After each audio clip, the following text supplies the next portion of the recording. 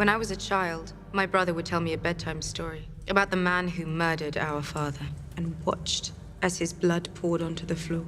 He told me other stories about all the things we would do to that man once we took back the Seven Kingdoms.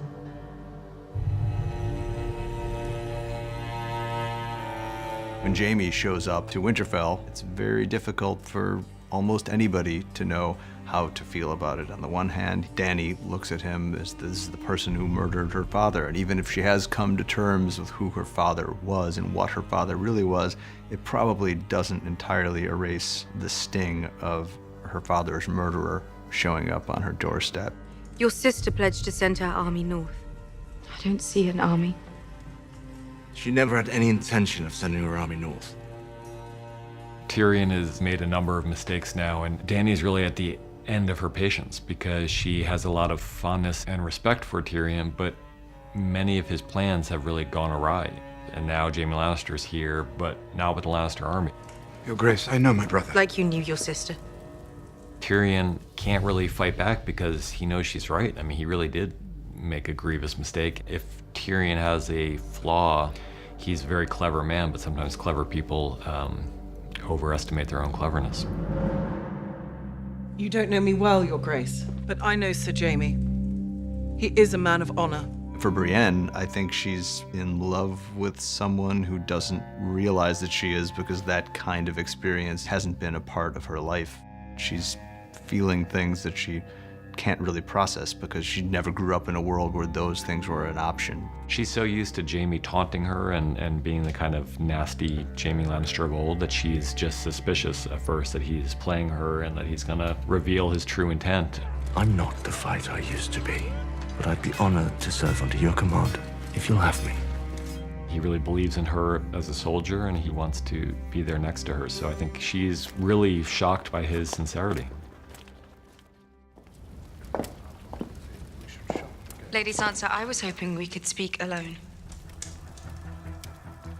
Dany comes to Sansa with a bit of an olive branch, trying to find a way inside that kind of cool exterior that Sansa presents. And one commonality between them is they both love Jon, and his lover, and Sansa's his sister. It's very much coming at it from the point of view of a monarch trying to make peace with her subject, and Sansa's not quite willing to accept Dany as her monarch yet. She's suspicious of people for a reason.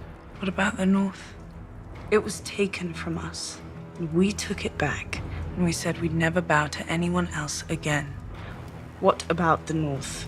She's had too many hard experiences not to be suspicious of people, and she sees Dany as possibly a tyrant, as someone who's has a lot of power and is seeking to get even more. They're coming. We can't beat them in a straight fight. So what can we do? In the War Council scene, there's a lot going on under the surface. The most important thing about that scene is understanding the lay of the land and understanding what their intentions are, what their plans are, what their expectations are, so we know what we're looking at. The Night King made them all. They follow his command. If he falls, getting to him may be our best chance. Things may not go entirely according to plan, so we thought it was very important for people to know what everyone in the room expected to happen, was worried would happen, hoped would happen. In addition to that, there are a lot of human moments. We'll put you in the crypt where it's safest. No, I'll wait for him in the Godswood. We're not leaving you alone out there. He won't be. I'll stay with him. One thing that was definitely going on was how Theon felt after returning to Winterfell, and how he's using this battle as an attempt to try to make good to the extent that that's possible on the horrible mistakes that he made. I took this castle from you. Let me defend you now.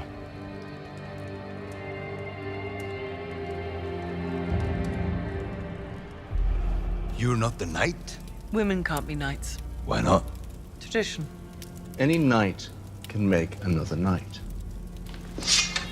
Kneel, Lady Brienne. Brienne has been more knightly than any of the knights I think we've seen. I mean, she's a paragon of strength and honor and being true to your word.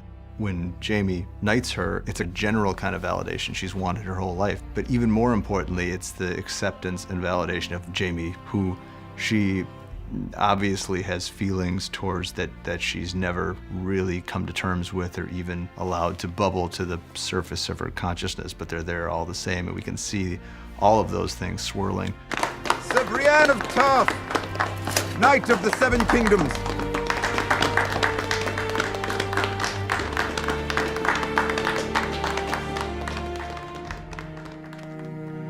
For us, what was interesting about this episode was always that it's our last night together, and everyone, I think, would face the end in different ways. We're probably going to die soon. I ought to know what it's like before that happens. Some characters want to make love for the first time because they've never done it before. There are other characters who are getting drunk and singing songs, and then there are characters who are just trying to find some kind of human solace together, like Sansa and Theon. Everyone faces it in different ways, but they're all facing it, and that's why this episode was so important to us, because it's, all these characters that we've been following for so long, and now they're all facing a common enemy. How about a song? One of you must know one. High in the halls of the kings who are gone, Jenny would dance with her ghost.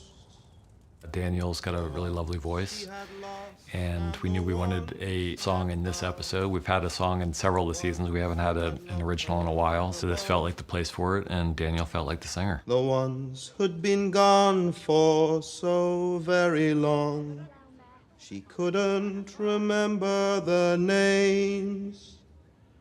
They spun her around on the damp old stones, spun away all her sorrow and pain. The song, I believe, is in George's books. At least the first verse is in the books, and then we added some lyrics, and Ramin came up with the music for it. Wanted to leave, never wanted to leave, never wanted to leave.